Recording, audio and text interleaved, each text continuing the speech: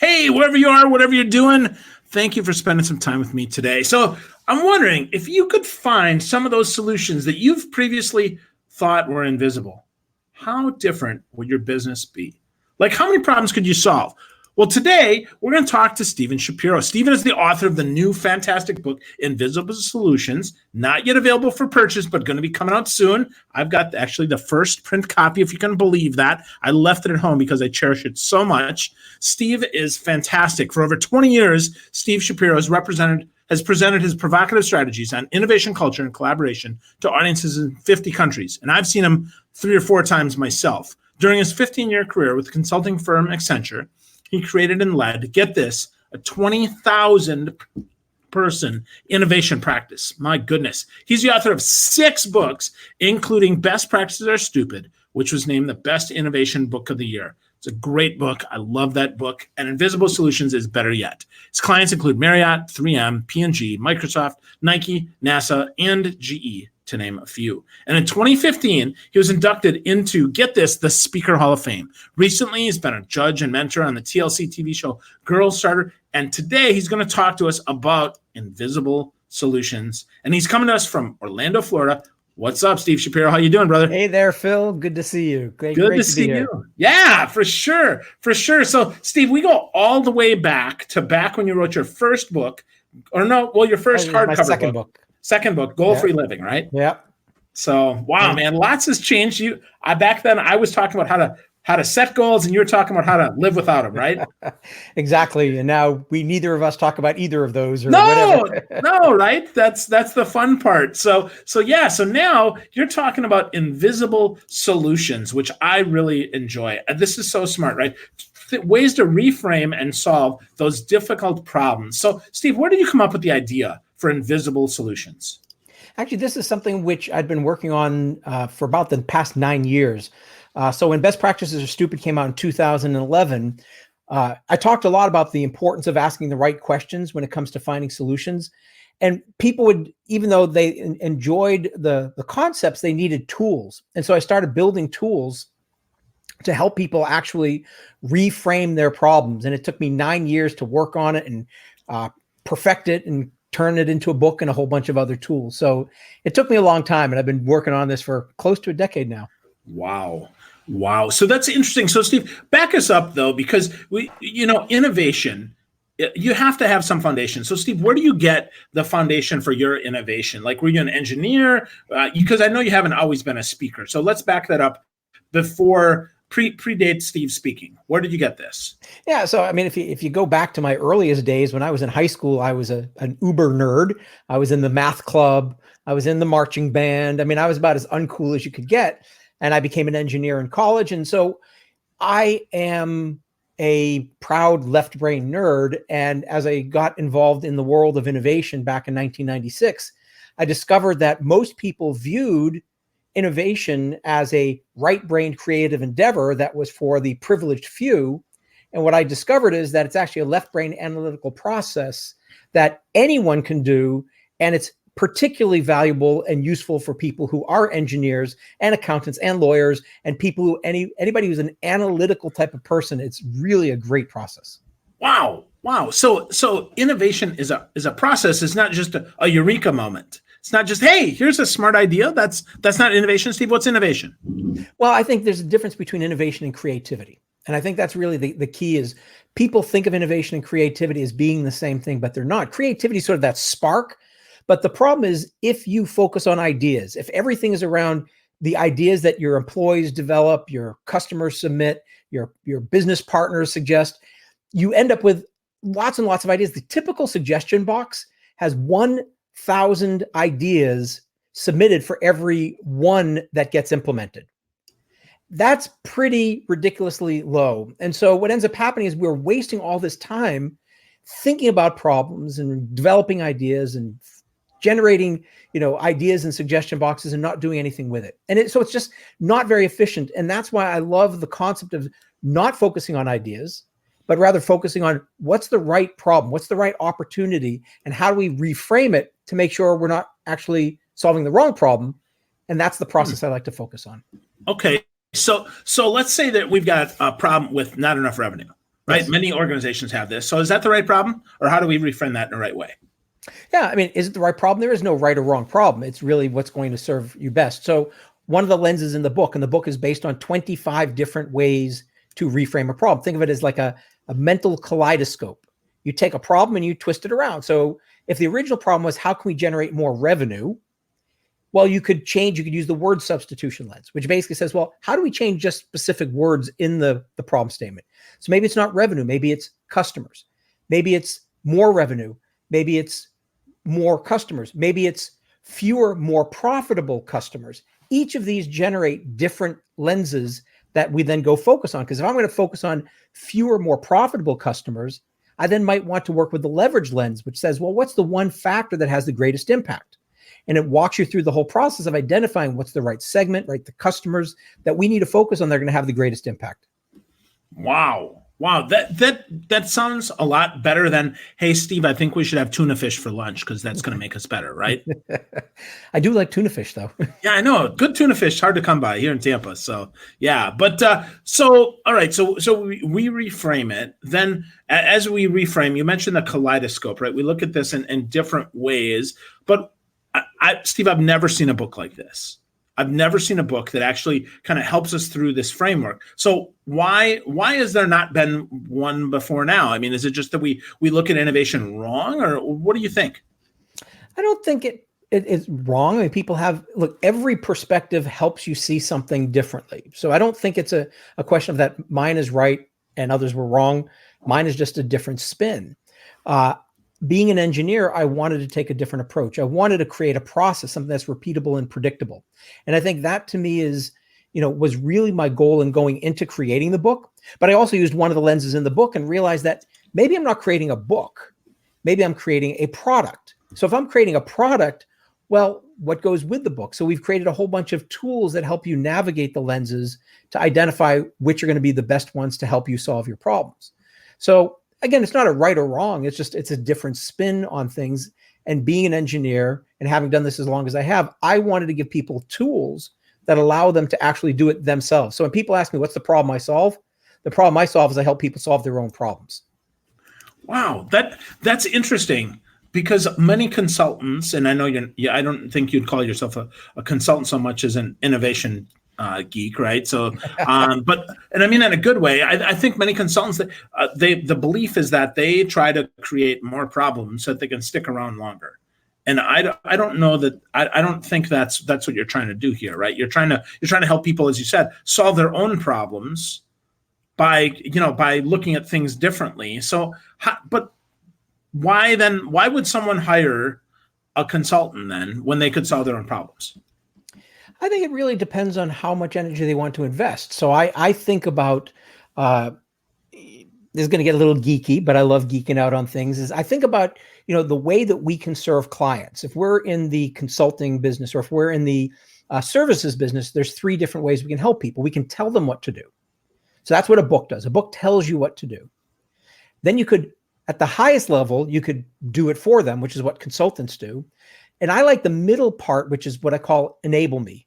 Enable me to do it. It's actually creating tools that help speed up the whole process for me. So I don't have to be told what to do. The tool actually helps me do it. And that's really where I'm trying to focus a lot of my energies here. All those levels have value because there are going to be different price points. There's going to be different level. If you hire look, I worked for Accenture for 15 years. I loved Accenture. They are brilliant. They're the best at what they do, but there's a price to be paid for that. And my goal is to make myself affordable to anyone by creating tools that any company of any size can use to help them solve their problems, because it's not just the Fortune 100 that have big problems.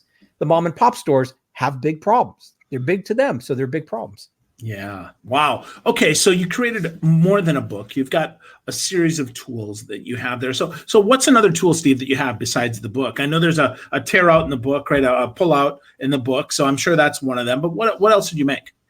Sure. And that's one of the things which I really like about the book is we spent a lot of energy on the design of it to make it easy to consume. There is that centerfold that tears out and you can put it up on your wall and it summarizes, but that's not really the tool.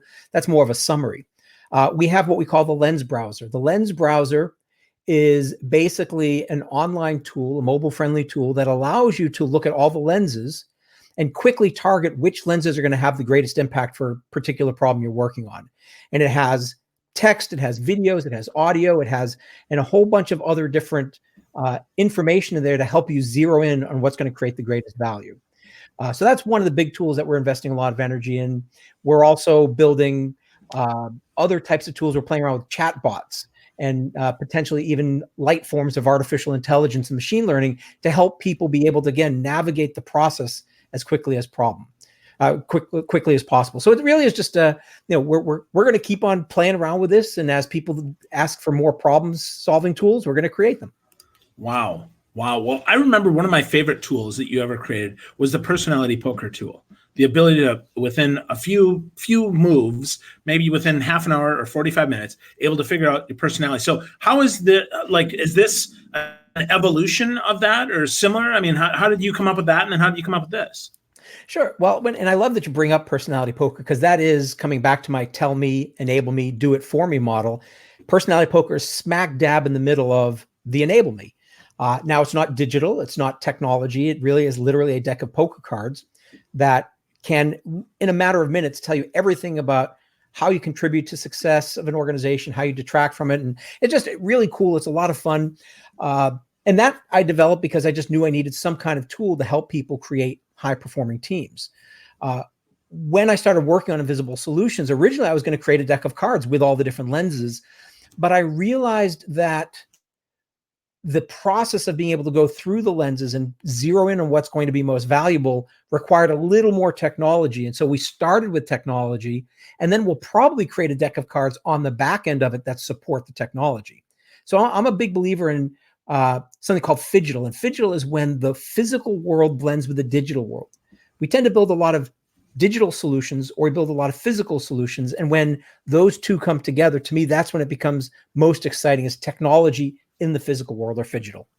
Yeah, no, that makes sense. That makes a lot of sense to me. And I like that. And I find that interesting that you'd go digital first, back to a deck of cards, then probably back digital. I mean, there's a lot there. And that's interesting that you do that. And I totally agree. I mean, personality poker is right in the middle for $20. I get $25. You copy the book, you get the cards, and you can totally make that work. Or, in a bigger organization, buy 10 decks of cards, 10 books. Right. And that's really simple. So Steve, these videos, right? So how long are the video tools going to be for Invisible Solutions? Are you talking like hour-long videos, 1-minute videos? What combination of two? What?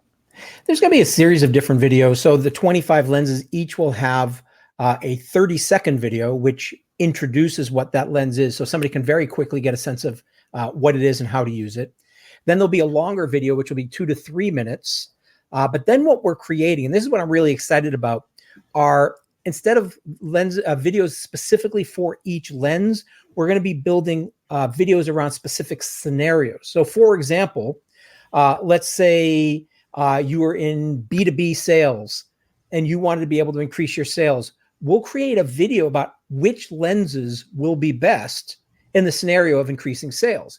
If you are running a marketing department, what would be the best lenses? And I will actually walk through examples of how to apply those lenses. So we're creating a whole repository of videos that are going to allow people to look at individual lenses or look at across all the lenses to see how they might come together into better solutions.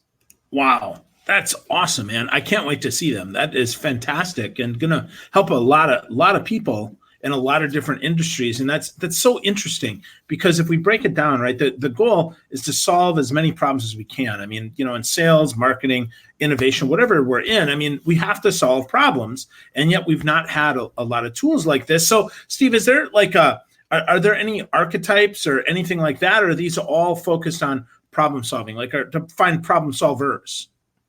I mean, everything's organized and categorized. And to be clear, even though there's 25 lenses in the book, over time, I've cataloged a much larger number than that. And we will release more lenses over time. But these were the 25 that I found most valuable, and they fall into 5 different categories. So for example, there are 5 different lenses in the book that are designed to help you take a big, broad, abstract problem, like how do I increase revenues or how do I improve productivity, and to break it down into something smaller. Because if you try to solve big abstract problems, you get a lot of abstract and irrelevant solutions. So there's 5 different lenses around that. Conversely, there are lenses that help you take something that's too specific and make it less so. So we got 5 lenses per 5 different categories, leading to the 25 different lenses.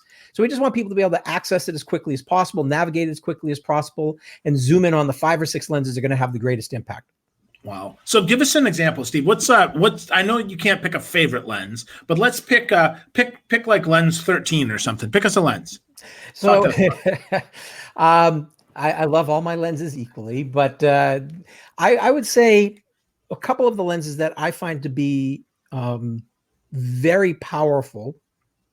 One is the resequence lens. I happen to like the resequence lens a lot. And this one's fresh in my mind because I was talking with a client just the other day with a problem they said was nearly impossible to solve. And we applied the resequence lens and came up with solutions that had never been considered. And that to me is always very interesting. And the resequence lens basically says, what is the timing? Because a lot of times we assume that in a problem we're trying to solve, there's some kind of fixed sequence of events that need to take place. This has to happen before the next step takes place, before the next step. But the reality is there's 3 different strategies you can use. You can predict, you can postpone, and you can do something in parallel. So predicting basically says, I'm going to do some forecasting and I'm going to determine what is it that we think will happen, and we will build to forecast. And we need to do that if it's a quick turnaround, if it's a long lead time in order to create something. So we'll create inventory predicting what people will want. On the flip side, we could postpone. Like if you go into a hardware store and you want paint, you don't just typically pick up a gallon of paint off the shelf that's the color you want. You say, I want this color, fuchsia, number 72 or whatever it happens to be, and they will mix it for you. That is a postponing. They're postponing the decision of what colors to produce until after they know exactly what someone wants. And parallel just means doing them at the same time. Instead of always assuming there's a sequence, maybe there isn't. And I love this one because it allows you to take a lot of problems that we assume are very linear and has you change and challenge some of your perspectives on it. Wow. I didn't even know that there's 3 different things we could do there. And then you made it really clear of how we could do that. Man, that's really good. So we got Peter Winnick here. Says, awesome job, guys. So it's good to have a fan. So big fan of Pete. So that's good. So yeah, so awesome, Steve. So as you're, how are you going to construct a talk? Are you going to do this like you did for Invisible Solutions, where you sent out the book and they pick the 7 that they like? Or how are you going to do this? Because, you're one of the most engaging, interesting keynote speakers out there that has always a customized talk to, even though it's often the same framework. So how does that work, Steve? Yeah. So, like you said, the framework is the same. There's the way you solve problems, but the examples that I use and the lenses that I choose to highlight will differ from event to event. So before I talk with the client, I will just have a conversation with them to understand what are the problems that you have as an industry and what are the problems that you have as a company. And we'll then just talk about, okay, well, how about this example? What about this lens? And then the key with all of this, though, is, I don't want people to leave a speech feeling good. I want them to feel good. I want them to feel entertained. But at the same time, I want them to have the tools to leave. So what everybody gets when we're done is the cheat sheet, which is a summary of the lenses and some information on how to apply that, so that when they leave the event, they have the tools that they can take with them and use every day to help them reframe and solve their problems. Awesome. Specific examples. Context matters, right? When we're solving problems, you have to have context. Just because you can mix a fresh color of paint doesn't mean you can necessarily solve the problem of increased revenue. Just because you give us the answer doesn't mean we can find it ourselves. So I think that's pretty instructive, man. That's really, really helpful. Yeah, and one other thing which I find useful is, in the world of innovation, I am a big believer that sometimes expertise is the enemy of innovation. So when you know a topic well, when you have spent your entire life understanding your industry, understanding your customers, it doesn't mean you know your industry. It means you knew your industry. So the world is changing. And so a lot of times, if I'm speaking for a retail organization, I will not use retail examples intentionally, because I want to stretch their thinking. I want them to see how they can learn from a completely different industry and develop solutions by thinking beyond the boundaries of their industry. Do you have an example of that, Steve? That sounds really interesting. Can you give me an example of like a retail one, how you might bring in something totally different, that then how you tie that and make that relevant? Sure. I mean, retail is an interesting one. I'll give you my favorite story. This is one of my. I just think this one is so brilliant. There's a group that gets together on a regular basis called Pumps and Pipes. And what Pumps and Pipes is, it's a group of cardiologists who get together on a regular basis with people from the oil and gas industry. And what I love about this organization is what they're doing is they're talking about what do we know about the cardiovascular system and how can it apply the transmission of gas and oil and vice versa. And these aren't two randomly put together groups. They are purposefully put together. They both talk about the movement of a fluid through a tube. And so there's some brilliant types of solutions that have been developed by these types of collaborations. So one of my favorites is actually, and it just shows you how you can never know where a life-saving solution can come from. A cardiologist was talking with an oil pipeline engineer, and he said, hey, one of the problems we have as human beings is we get clots. And if you have a clot in your body and the clot goes up to your brain or somewhere else, it can kill you or cause a stroke. How do you deal with something like this in the oil industry? And the oil engineer said, well, we don't have clots. We call it sludge. And sludge is basically when things start to clog up inside of an oil pipeline. And he said, I developed a filter that goes inside of oil pipelines that will break up the sludge and dissipate it. And the two of them collaborated and created a medical device that goes inside of the vena cava of the in your bloodstream, and it will break up the clots that move through it.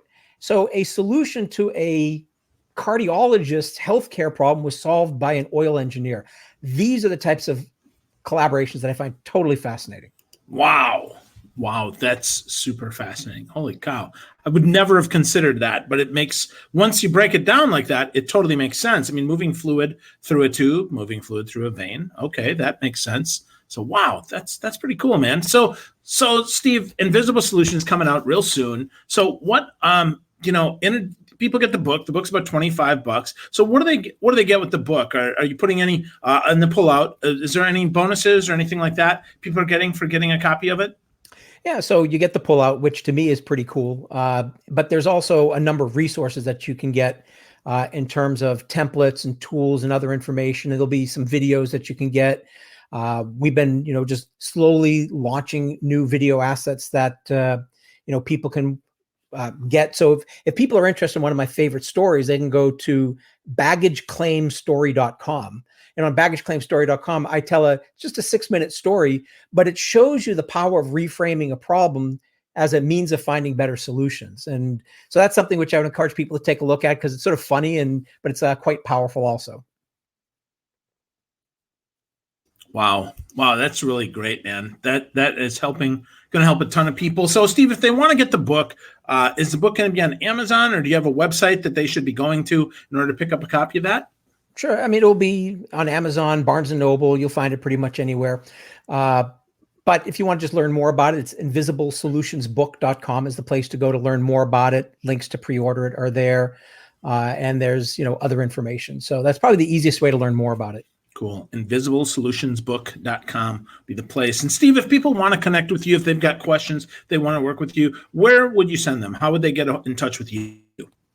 I mean, the easiest way is to just visit the website, which is StephenShapiro.com. That's Stephen with a PH. And if you don't know how to spell Stephen, you can just go SteveShapiro.com. It'll take you to the same place. That's the easiest way. And then you can just, write me from there. I love to hear from people. And this is one of the things which I would encourage people as you go through. If you get the book and you read the book, you will come up with your own examples. And you might even come up with new lenses that you hadn't considered previously. I would encourage you to write me. Just drop me a line and say, hey, here's a new lens, or here's a new example, something which I got, from my own experience that I think would be interesting. And we're going to create a repository of these stories that people share. Wow. That's fantastic. So invisiblesolutionsbook.com or StephenShapiro.com or just SteveShapiro.com will take you to Steve Shapiro. So Steve, it's a pleasure to talk to you today, as it always is, my friend. Thanks for making time, and thanks everyone for tuning in. Good time, Steve. Thanks, buddy. Thanks, Phil. Appreciate it. Yeah. Bye. All right, everyone. Thanks so much for listening in. Hopefully you got some great stuff. You found some ideas to help you solve better problems and another tool in your toolbox, InvisibleSolutionsBook.com by Steven Shapiro. Have a great day. If you have questions, drop me a note. See you later.